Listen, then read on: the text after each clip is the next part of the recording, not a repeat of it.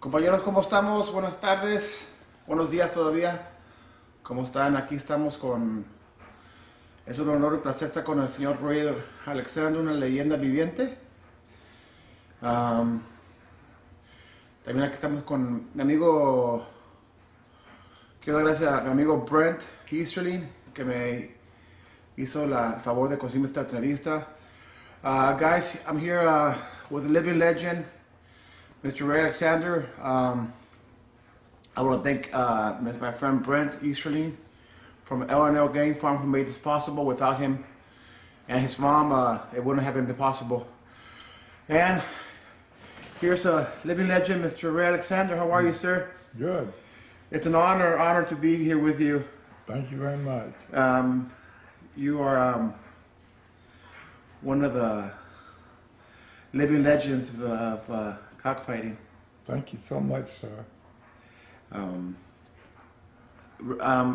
Les comparto, compañeros, que por favor comenten y por favor comparten este video ahorita para que le llegue a más gente posible. Ray, where are you from, Ray? I was raised in Birmingham, Alabama, Irondale, Alabama.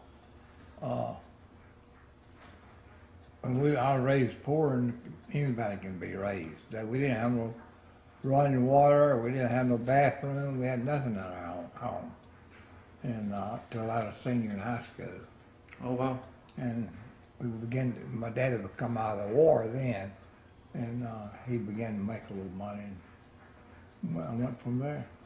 And when I was at that chicken fight there, I'll show you the trophy in there. That boy found it for me. My wife threw it out there in a garbage can, and he was digging through some stuff and found it. Kelso Memorial, first time they ever had a memorial. What year was that? 1954. Wow. Where at? Sunset, Louisiana. Okay. You won that? Yeah, I won it by myself, soloed it. So what did you fight then? What did you fight in that time? You know, I don't really know. I just know I was broke and didn't have much money, so I had to have somebody to put my money up. Dice Eduardo que él nació en Alabama, que era muy pobre y que jugó un derby en 1954, el Memorial de Kelson, y lo ganó solo. Y que no tenía dinero para la entrada y alguien puso la entrada. So, how did... ¿Cómo fue que empezaste con los gallos? How did you start with roosters? Well, my uncle used to like to fight roosters, and I would drive him in the woods and started fooling with them, and I got to liking them. Dice que empezó con un tío de él, le gustaban los gallos de pelea y empezó a estar con su tío. So, when was the first time you actually held a rooster? I was about 12 years old. Le pregunto que cuándo fue la primera vez que tuvo un gallo. ¿Cuándo fue la primera vez que empezaste sinceramente a criar gallos? So when did you start getting serious about raising chickens, or how did you get into that? Well, I was in Harold Brown. He's dead now. Mm-hmm. But he, somebody said that that's Harold Brown out there in the woods. He's out there looking for some chickens they stole from him. And so I said I'd go over and talk to him. I went over and talked to him. He said, he got to talk to me. He said, you want to go to a cockfight? I said, I'll take you. Que una vez estaba en una jugada y que conoció, le dijeron que estaba Harold Brown ahí. Y se le arrimó y le preguntó que le gustaban los gallos y pues vamos para allá. So he took it to his farm? He took me to his farm and took me out to the Biloxi, Mississippi, to a cockfight. Okay. And You were 12 then? I was about 12 years old. Que conoció a Harold Brown cuando tenía 12 años. So he would be your mentor? He knows more about chicken than anybody I ever know. Harold Brown did. Dice que Harold Brown era uno de los gallos que sabía más de gallos que cualquier otra persona. He just had one problem. He was so lazy to work. Dice que el problema que tenía que era muy huevón. But he knows chickens better than anybody. He taught me everything, and everything he taught me that you can't beat it. It's exactly the way he told me. He taught it. Dice que él fue que le enseñó todo lo de los gallos. So what was your first line of chickens you had, sir? All your lines come from Harold Brown originally? Come from Harold, because I could get what I wanted from him, and he had top-notch chickens back then. Dice que la mayoría de los gallos originalmente llegaron de Harold Brown. So what were the first lines you had from Harold? Hatches. He could get a chicken from Ted McLean. He got 3 cocks from Ted McLean. Nobody else could get a cock from Ted McLean back then. Dice que él consiguió unos McLeans de Harold Brown que los agarró directamente de Ted McLean. Que en ese tiempo nadie podía agarrar los de McLean de Ted McLean. So he was good friends with Ted McLean? He could get a chicken from him. He got 3 different cocks from him. Okay. And he could talk. He could make you think black is white. Wow. But that's just the type of person he was. But he knowed chickens. You know chickens. Yeah, he could do it, but he was so lazy, he wouldn't do it. Dice que era huevoncito, que sabía de gallos, pero era huevoncito. That was his downfall?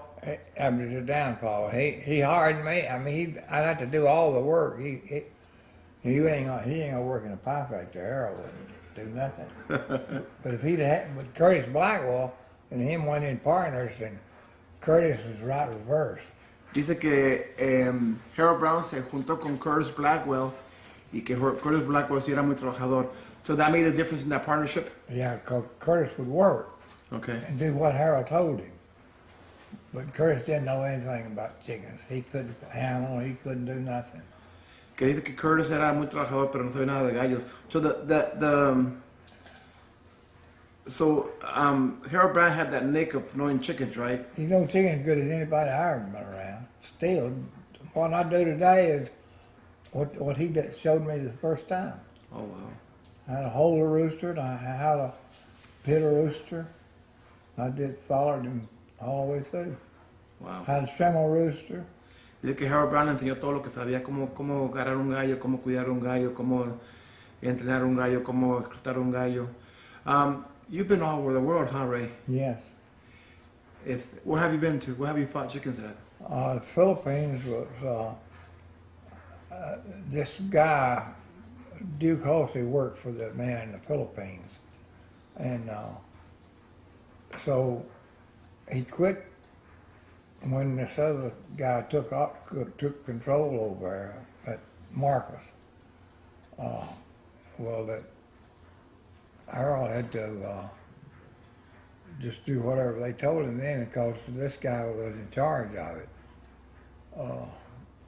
in the Philippines. And so he wanted to find somebody over here that could win. Who was the George Arnetta.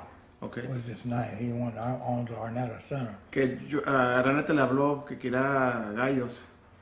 That's where they fight the Thriller Manila now. Right, the slasher. Yeah, that's the biggest fight in the world. So when's the first time you went to the Philippines? ¿Cuándo fue la primera vez que fuiste a la It was Philippines? about 60-something. En el 60 fue a las Philippines. They got me out there, and I had won several derbies in a row there, and so they got How many? Several in a row. Okay. So he told that boy to come over here and find the best chicken man over here. Que la Araneta le preguntó a un amigo que le encontrara el mejor gallero de todos Estados Unidos and they came to you. Yeah, he came to me, and so I said, well, at that time, the police come out to my house, and I thought they was trying to buy chickens, and I was trying to sell them some chickens, and so they invited me to come in my house. I said, yeah, come on in. And when I got in there, they threw them badges on me. And Bags? Badges, they're Badges. police bags. Yeah. And they threw them bags on me and said, do you know this man? Well, there I am recording, talking to mob people out there in Vegas. And They thought they were mob people? all the mob people, yeah, that's who I was talking to. Okay. Here in the Philippines or? In Vegas. Oh, wait. So I lost you there. So you were in Vegas. Yeah, I mean, the mob people from there, but I'm talking to them on the phone because back then I was betting on football. Okay, que dice que... So I'm talking to all them people, and so they said, we don't want you, we want you to identify them voices. And I said, well, I'm not going to identify them voices. Dice que uno tuvo un problema con la mafia que estaba pasando en juegos de fútbol y que llegó la policía con él y que querían que él hablara, que quieren a las gentes en el teléfono. So the mob people got word into that I wasn't going to talk. Right. And that's when I went to the Philippines, because they told me, invited me to come over, so I was going to get away from that. They said that they spun out of my drive, the police did, and then said, we'll invite you, you'll be invited to Vegas, and you'll talk. We'll put you on the stand. So you took off to the Philippines. I took off to the Philippines. Dice que por eso se fue para las Filipinas porque la policía llegó a su casa preguntando por unos mafiosos porque él jugaba en los juegos de fútbol y querían que les ayudara con él y no quiso ayudarles y se fue para las Filipinas. That was the first time you went over there? Yeah. How'd you do? Won it. You won a derby. One of the biggest derbies there was at that time. They Que lo ganó el derby, uno de los más grandes derbis que they había. put me out there in the toughest competition right off the bat, and we come back. I won it by myself, and they said, Ray, you have put the Thunder back in the Thunderbird. He fought in the Thunderbird. What year was that? It was probably 60 something. Que en el año 66 fue a las Filipinas y ganó el derby más grande que allá con la competencia más dura. What'd you fight back then? I can't remember. I think it was roundheads. Que jugó cabezas redondas. So you used to have the same roundheads you did 40, 50 years ago? Yeah, I've had them roundheads for all my life. Que tiene esos roundheads de toda su vida. What are they? Lacy roundheads. Son lazy roundheads. Yeah, they were the best chickens they were, and that I know of at that time. Dice que eran los mejores gallos cuando que he conocido. Smart, aggressive. Well, in the meantime, Mr. Griffin told me, said, Ray, you have won this derby down here, and said you didn't have nothing. And it sort of hurt my feelings. And he said, we're too old, me and my brother. Said, if you'll train a show for us, we'll appreciate it. Who was that? Mr. Griffin. Que el señor Griffin le pidió que le cuidara los gallos. And they were the roundheads? They were the clarets. Okay. So Unos claretes. I trained a show of roosters for him, and so he said, when you spar them, you let me know how they are. And I called him. I said, after I sparred them, I said, Mr. Griffin, we won't want to fight these chickens. These chickens ain't no count. Dice que el Griffin le dio unos claretes para cuidarlos. I really believed Y it. que le preguntó, oye, pues tópalos y los cuídalos. Y le preguntó, ¿cómo van los gallos? No, pues con esos gallos no ganamos ni una pelea. And then what happened? We won it 8 straight. Oh, you won the derby with the clarets. With the clarets, 8 straight. Y que ganó 8 peleas al hilo. They're counting the money up, and after so he said, what is it you don't like about my chickens now, Ray? I said, well, I still don't like him chickens. He said, what is it you don't like about them? I said, because we're always standing there, and the opponent's coming at us, and he shook me. He was old, but he could shake me. He shook me. He said, I don't want my rooster to rush into something he don't know what he's rushing into. Well, I didn't understand it. Yeah. So I Mac Ray, when they told me to come over here, well, I went to Mac Ray. He had some blacks that whooped everybody. Dice que los claretes que ganaron el derby 8 al hilo y le dijo Griffith por qué no le gustaron y dijo que He knows Mr. Griffin, nobody could whoop him. Porque se mataba. He won more derbies than anybody I ever seen. And they stayed on the line all the time? They wouldn't go in. They just wait one to come to them and they'd kill him. Que los gallos siempre se quedaban en la línea, nunca se iban al otro gallo. And you like that? You like the Russian kind of type rooster, right? Back I then. did. I like an aggressive type. Not anymore. No. That guy was there, and Duke and Richard Bates was in, and Joe Goode called me and said, look, they're not going to let you train no roosters out there. Said, the best chicken man in the world, they're working for you right now. They had sons to be shot by the firing squad. And, go ahead. No, go ahead. Okay, well, he was sentenced to be shot by the firing squad. And so there's 2 of them. And there's a Keno, the other one, that come to be president later on. his wife did. They killed him coming down there, and he said, how come George, I heard him tell him, and said, why they ain't killed him? And he said, he won't never kill him, he's too smart. He'll use him, and he'll let him come to America, and he'll teach school. So he started Harvard. Oh, wow. So that was the toughest school it was, and he was the teacher there. Esteem Paco was his boy's name, was working for George at the White House. Okay. Where George lived in. But he know more about chicken than anybody I ever been around. And so he told me we're sparring some blacks. Who was? We sparring roosters that day. I had some blacks. You had some blacks? I got some from Mike Ray. Okay. And they whooped everybody in Hawaii and all. And Que estaba un día, estaba topando unos prietos que eran muy ganadores de Ray. that's what, but then we're sparring in blacks, so I'd see him tell them boys to take the rooster back and put him in place that there aren't no fried chickens there. Mm-hmm. And I don't know what the hell's going on. Them blacks whoop everybody in California. The blacks? The blacks. And they were from you? No, from William McRae. Eran de William McRae, sus prietos. Yeah, he was a hell of a chicken man. Y que estaban ganando en todas partes, en California, en todas partes. And you got those too? Yeah, I got them to take to the Philippines because I know them clarets wasn't be no counting that long enough. I didn't know what a long enough was. Come in and sparring blacks against black, and they're just sweeping the town out with people. So here they come two clarets against each other. I said, oh God, they ain't gonna like this. Que los prietos topaban los prietos y se llevan uno contra uno y los claretes topó dos claretes y so you let them go and what happened?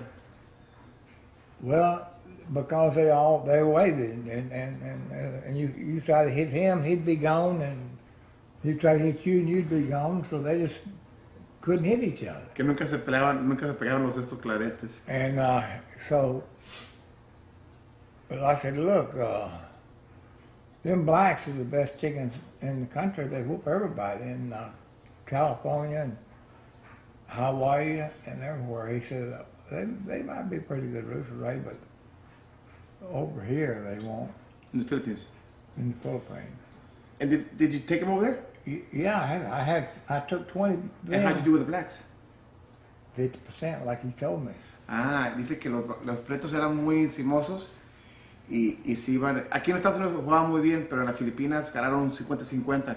And them clarets were probably 90% winners, right? He told me, he said, you'll win 95% with him claret. That's kind of